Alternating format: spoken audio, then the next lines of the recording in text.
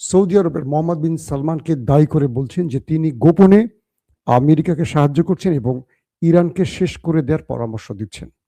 বিষয়টা কতটুকু সত্য হতে পারে এটা নিয়ে আমরা বিশ্লেষণ করতে চাই।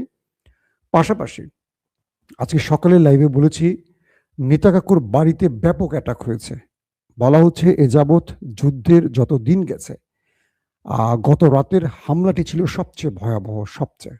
পুরো শহরে শুধু সাইরেন বেজেছে আর অ্যাম্বুলেন্স হতাহতদের নিয়ে হাসপাতালে ছুটেছে। ৩ নম্বর খবর, আমেরিকা এবং ইরানের মধ্যে আসলে যুদ্ধবিরতির খেলা কতদূর পৌঁছলো। পাশাপাশি আগামী ৪৮ থেকে ৭২ ঘন্টার সবচেয়ে ক্রুশিয়াল টাইম বলা হচ্ছে বিভিন্ন গণমাধ্যমের দাবি। কি ঘটতে পারে ৪৮ থেকে ৭২ ঘন্টার মধ্যে? দর্শক, এই বিষয়গুলো আজকের আলোচনায় রাখতে চাই। আপনারা কি শুনতে এবং দেখতে পাচ্ছেন ক্লিয়ার? আমাকে একটু কমেন্ট করেন। আশা করি আপনারা দেখতে পাচ্ছেন, কোনো সমস্যা হচ্ছে না, কোনো কমেন্ট আসছে না যে শুনতে পাচ্ছেন না। ওকে দর্শক, গুরুত্বপূর্ণ যে খবরটি দিয়ে শুরু করতে চাই সৌদি আরবের।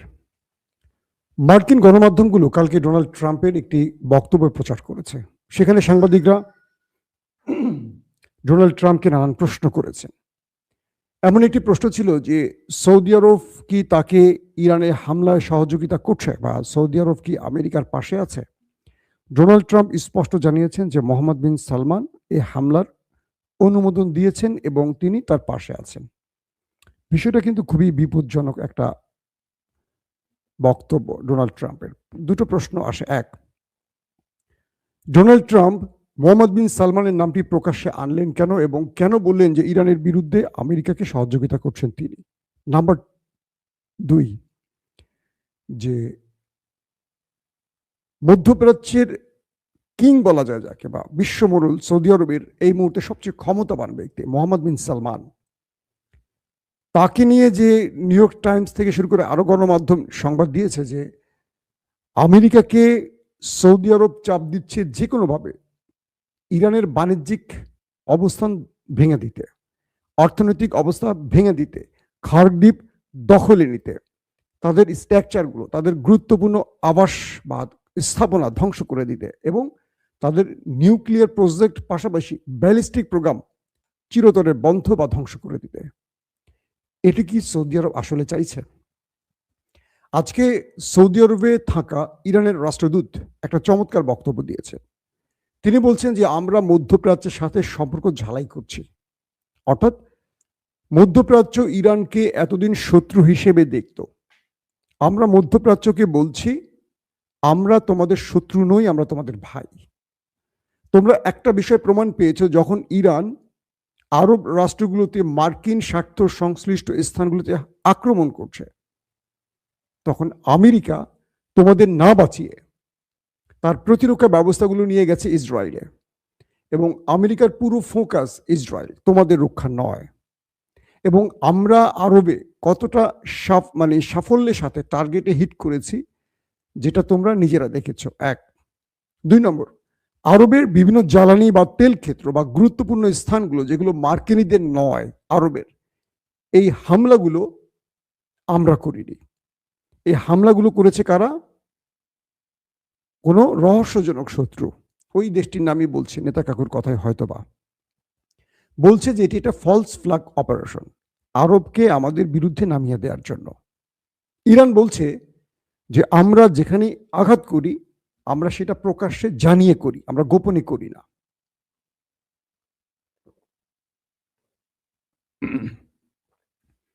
ইরানের স্পষ্ট বক্তব্য, আমরা যেখানে আক্রমণ করেছি এ যাবৎ প্রতিটি জায়গা বর্ণনা আমরা আমাদের বক্তব্যে বা আমরা আমাদের যিনি মিডিয়া উইং এর জেনারেল আছে ইরানের, তার ইব্রাহিম নাম, তাকে দিয়ে জানিয়ে দিয়েছি এবং আমরা অগ্রিম সতর্কতা বার্তা পাঠিয়ে আক্রমণ করেছি।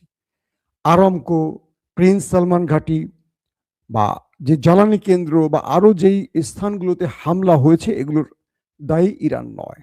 এগুলো কোনো ভিন্ন শত্রু যারা মুসলিম দেশগুলোর মধ্যে যুদ্ধ ছড়িয়ে দিতে চায়। পাশাপাশি তিনি আরো বলেছেন যে আমাদের মধ্যে অতীত যে বিভাজিত সম্পর্কটি, এটি আর বিভাজন নয় বরং ঐক্যবদ্ধ হওয়ার সময় এসছে। আরবকে মনে রাখতে হবে আমাদের শত্রু অভিন্ন। আমরা নিজেরা যতদিন ভিন্ন হয়ে থাকব, আলাদা হয়ে থাকব, শত্রুরা চেষ্টা করবে আমাদেরকে ফাটল ধরাতে এবং আমাদের মধ্যে আমাদেরকে দুর্বল করার জন্য বারবার আঘাত করবে। তার বক্তব্যটি স্পষ্ট হয়ে গেছেন, আপনারা জেনে কি বোঝাতে চেয়েছেন। এখন প্রশ্ন হলো, সৌদি আরব আদৌ কি আমেরিকাকে ইরান ধ্বংসের পরামর্শ দিচ্ছে কিনা? দুটো প্রশ্ন। এক, সৌদি আরব যদি এমন কোনো কাজ করে থাকে, কখনো মার্কিন গণমাধ্যম কি এগুলো প্রকাশ করবে? দুই, ডোনাল্ড ট্রাম্প কি মোহাম্মদ বিন সালমানের নাম প্রকাশ্যে আনবে? তিন, হতে পারে এক, ইরানকে খেপিয়ে তোলার চেষ্টা করছে সৌদি আরবের বিরুদ্ধে, যাতে ইরান বড়সড় আক্রমণ করে সৌদির উপর, আর সৌদি এই যুদ্ধে জড়িয়ে পড়ে বাকি মুসলিম দেশগুলোকে নিয়ে। সৌদি আসলে 100% পাকিস্তান আসবে, কারণ সৌদি পাকিস্তানের মধ্যে চুক্তি আছে এবং সৌদি আসা মানে পুরো গালফ কান্ট্রি আসবে। তারপরের প্রেডিকশনটি হলো, ইরান নিঃসন্দেহে সৌদির সাথে গোপনে যোগাযোগ রাখছে। মার্কিন গণমাধ্যমের দাবি অনুযায়ী ইরান সৌদিতে বড় আক্রমণ করবে বলে মনে হচ্ছে না। আরেকটি ব্যাপার, আমেরিকান গণমাধ্যম বা ডোনাল্ড ট্রাম্পের বক্তব্যের পর আমরা সৌদির রাষ্ট্রীয়ভাবে তাদের বিবৃতি আশা করছি। এখন পর্যন্ত কোনো বিবৃতি আমরা পাইনি। আশা করব মোহাম্মদ বিন সালমান প্রশাসন এই ব্যাপারে বক্তব্য রাখবেন। 2 নম্বর বিষয়, রাতে নেতা কাকুর বাড়িতে, যেটি আমি আজকে সকালে লাইভে বলেছি 11টার সময়, বড় আকারে আক্রমণ হয়েছে। পুরো দেশটির মধ্যে শুধু মিসাইলের পর মিসাইল ঢুকেছে, ড্রোনের পর ড্রোন ঢুকেছে। দেশটির বিভিন্ন গণমাধ্যম দাবি করছে যে এ যাবৎ ইরান যতগুলো আক্রমণ করেছে, গত রাত ছিল সবচেয়ে ভয়াবহ রাত। সবচেয়ে ভয়াবহ রাত। সারা রাত দেশটির ভেতরে সাইরেন বেজেছে, একটার পর একটা অ্যাম্বুলেন্স হতাহতদের নিতে এসছে। এমন রাত সেই দেশটি আগে কখনো দেখেনি। যারা বর্ণনা দিয়েছেন তারা বলছেন যে এটি তাদের জন্য একটি ভয়ঙ্কর অভিজ্ঞতা। ইরান এত বড় আক্রমণগুলো এখন শুরু করেছে কেন? নাম্বার 1, ইরান আমেরিকাকে সহনশীল পর্যায়ে মার দিচ্ছে। আরবের মধ্যে বা যেখানে আমেরিকাকে টার্গেট করছে, মূলত আমেরিকাকে ভেঙে চুরমার করে দিতে চাচ্ছে তাদের ভেতরের শক্ত মনোবলটাকে, এবং বেজগুলোকে হিট করে গালফ কান্ট্রি থেকে তাদের তাড়াবার চেষ্টা করছে। কিন্তু ইরান আমেরিকার ভেতরে, তাদের যে গালফ কান্ট্রিতে তাদের যে বিশাল সৈন্য বহর আছে, এদের মধ্যে বেশি হতাহতের ঘটনা ঘটাচ্ছে না। তার দুটো কারণ আছে। ইরান আমেরিকাকে এই যুদ্ধে ফুল টেনে আনতে চাইছে না। অর্থাৎ ইরান জানে যে আমেরিকা যদি একেবারে ফুল শক্তি ব্যবহার করে, তাহলে তারা নিউক্লিয়ার অ্যাটাক করে বসতে পারে। কারণ পরাশক্তির অবস্থানটাকে বাঁচিয়ে রাখতে হলে তাদেরকে শেষ জয়ের জন্য সর্বশেষ সবচেয়ে মন্দ কাজটা করতে হতে পারে। ইরান এই লড়াইতে সবচেয়ে প্রথম যাকে হারাতে চাইছে সে হলো নেতা কাকুকে, তার দেশটাকে। এটা হলো ইরানের প্রধান টার্গেট, আমেরিকা সেকেন্ডারি। তো এই জন্য ইরান যেটি করছে যে আমেরিকাকে যদি 10টা মাইট দেয়, 2000 মাইট দেওয়ার চেষ্টা করছে নেতা কাকুকে। তাই সিরিজ ইরান একটার পর একটা ভয়ঙ্কর মিসাইলগুলো তার আস্তিন থেকে বের করছে, তার গুহা থেকে বের করছে, আর ওই দেশটির মধ্যে মারছে। এখন ওই দেশটির প্রতিরক্ষা ব্যবস্থা আর সেই আক্রমণ মোকাবেলা করতে পারছে না। পুরো দেশটি অসহায়ের মতো তাকিয়ে থাকে। 100টা মিসাইল মারলে 5টি, 10টি বা 7টির মতো ইন্টারসেপ্ট করতে পারছে, বাকিগুলো এমনভাবে ধ্বংসলীলা চালাচ্ছে যেটা তারা কল্পনা করতে পারছে না। নেতাকাকু চাইছে এই মুহূর্তে যে কোনোভাবে আমেরিকাকে এই যুদ্ধে ফুল ফেজ টেনে আনতে, অর্থাৎ আমেরিকা যেন তার পূর্ণ শক্তি ব্যবহার করে ইরানকে শেষ করে দেয়। তাই ইরানের পররাষ্ট্রমন্ত্রী আব্বাস আরাকচি বারবার বলছেন যে কোনো সময় শত্রুরা ফলস ফ্ল্যাগ অপারেশন করতে পারে, আর মূল স্থান হবে আরব এবং আমেরিকা। আমেরিকার বিষয়ে তিনি ইঙ্গিত করেছেন, এটা আমি আপনাদেরকে বেশ কয়েকবার বলছি, এর আগেও বলেছি, গত 7 দিন ধরে বলছি। আমেরিকাতে 9/11-এ যে সন্ত্রাসী হামলার ঘটনা ঘটেছিল, এইরকম বড় কোনো হামলার ঘটনা ঘটাতে চাইছে সেই শত্রুপক্ষ। এতে করে অজস্র মানুষের প্রাণ যাবে, যার কারণে আমেরিকা ফুল শক্তি নিয়ে ইরানের বিরুদ্ধে যুদ্ধে ঝাঁপিয়ে পড়বে। এটি এখন তাদের টার্গেট। আর ইরান এই কৌশলটি বুঝে তারা আমেরিকাকে ধাবড়াচ্ছে, কিন্তু মারছে নেতাকাকুকে, মানে তাড়াচ্ছে আমেরিকাকে আর বাড়িটা মারছে নেতাকাকুর পিঠে। খেলাটা ইরানের এই কৌশলে। আমেরিকাকে যে মারছে না তা না, আমেরিকার বেজকে হিট করছে, মানে পরিমিত সহনশীল পর্যায়ে মারছে, যেটুকু আমেরিকা সহ্য করে আমেরিকা বুঝতে পারে যে ইরান তো আমাকে মারতে পারে কিন্তু কম মারছে, তাতে ইরান মানে আমেরিকা ইরানকে শেষ করতে পারে কিন্তু একটু হলে বাঁচিয়ে রাখবে, মানে দুজনের মধ্যে একটা মনস্তাত্ত্বিক খেলা চলছে। আমেরিকাকে ইরান বোঝাচ্ছে যে, বা ইরান বুঝে নিচ্ছে, আমেরিকা বুঝে নিচ্ছে যে ইরান চাইলে যে এই মিসাইলটা মারছে আমার 200 সেনাকে সহায় দিতে পারত, একটু ডান দিকে না মেরে বাম দিকে মারলেই হইতো, তারা তো সব দেখেই মারতেছে, কিন্তু তারা একটু ডান দিকে মারছে যাতে আমার 5 জন সেনা মারা যায় আর আমার ভবনটা বা আমার স্যাটেলাইট প্রযুক্তিটা বা আমার রাডার সিস্টেমটা শুধু ধ্বংস হয়ে যায়।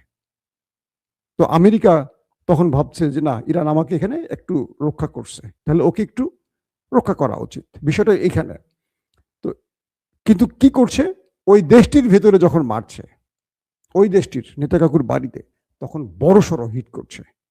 তাদের ডিমোনাতে যে হিট করছে সেখানে ইরানের পক্ষ থেকে বলা হচ্ছে 1200 মানুষই নাকি নিখোঁজ হয়ে গেছে, ওপারে চলে গেছে, যদিও সেই গণমাধ্যম এগুলো স্বীকার করছে না। এখন যুদ্ধের মধ্যে প্রত্যেকেরই বক্তব্য এলোমেলো হয়, কনফার্ম কেউ সত্য কথা বলে না। তারপরের বিষয়টি কি, আসছে 28 মার্চ ডোনাল্ড ট্রাম্পের বিরুদ্ধে নো কিংস বিক্ষোভ শুরু হচ্ছে, অর্থাৎ রাষ্ট্রে কেউ রাজা নয়, সবাই সেবক, সে প্রেসিডেন্ট হোক, প্রধানমন্ত্রী হোক, সেনাপ্রধান হোক। ক্লিয়ার?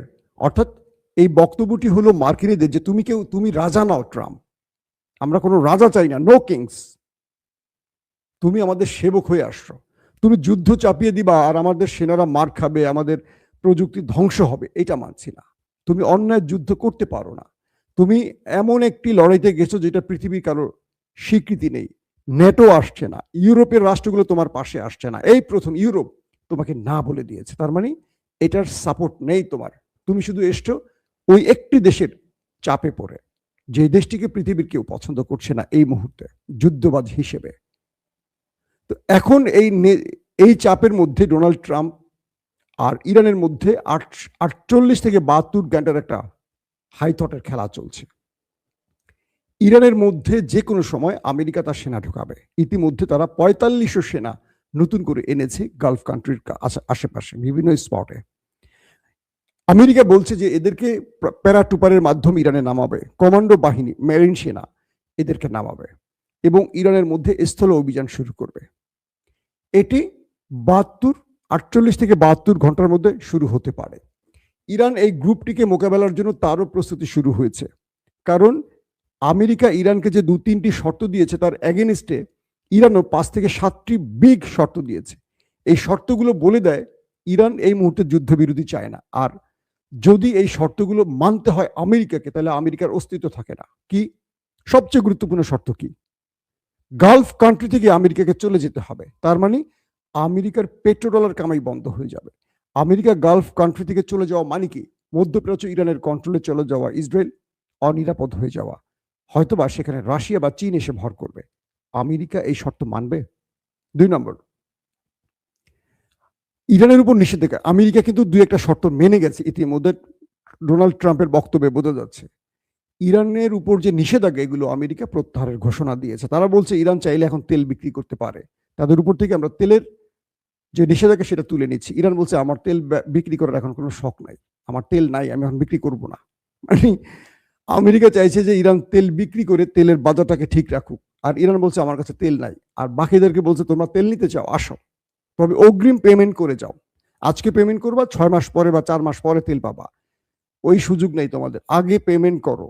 দাম একদম ঠিক বিশ্ববাজারের মতো, আগে যেমন 18-20% কম টাকায় তারা বিক্রি করতো, সেই সুযোগ আর দিচ্ছে না। ইরান আগে বিক্রি করতো যা, তার চেয়ে এখন অনেক গুণ বেশি তেল বিক্রি করছে, মোটামুটি ভালো দামে বিক্রি করছে ইরান আর রাশিয়া। তো এই পর্যায়ে এখন যেটি সবচেয়ে বড় ভয়ঙ্কর সময়, সেটি হলো আসছে 48 থেকে 72 ঘন্টা পর পৃথিবী একটা বড় যুদ্ধ দেখতে যাচ্ছে। সেটা হলো আমেরিকা ইরানকে পুরো দখলে নেওয়ার চেষ্টা করবে, আর ইরান আমেরিকাকে একদম দোলে মুচড়ে বিদায় করার চেষ্টা করবে। এই লড়াইটাতে যে জিতবে সে সেকেন্দার, আর যে হারবে সে মধ্যপ্রাচ্যে তার ক্ষমতা হারাবে, সেটা আমেরিকা হোক আর ইরান হোক। তাই শুক্রবার দিন থেকে আমাদের খুব ভয়ঙ্কর দিন শুরু হতে পারে। আবারও বলছি, আমরা যুদ্ধ চাই না, আমরা শান্তির পক্ষে। কিন্তু যে যুদ্ধটা শুরু হয়েছে, এই যুদ্ধের তেজ পুরো পৃথিবীতে ছড়িয়ে পড়েছে, পুরো পৃথিবীতে। এটা যারা শুরু করেছে তাদেরই বন্ধ করতে হবে, যে কোনো শর্ত মেনে হলেও যারা শুরু করেছে তাদের বন্ধ করতে হবে। আর আমেরিকার উচিত হবে ওই দেশটির বুদ্ধিতে তারা যেন ফুল ফেজ যুদ্ধে না জড়ায়।